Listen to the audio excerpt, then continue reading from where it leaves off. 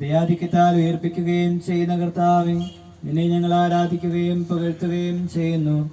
എന്തുകൊണ്ടെന്നാൽ നീ ആകാശത്തിന്റെയും ഭൂമിയുടെയും രാജാവും ജീവന്റെയും മരണത്തിന്റെയും നാഥനുമാകുന്നു. പിതാവും പുത്രനും പരിശുദ്ധാത്മാവുമായ സർവേശ്വരാ, നിന്റെ ദാസന്റെ ആത്മാവിനെ സന്തോഷിപ്പിക്കണമേ.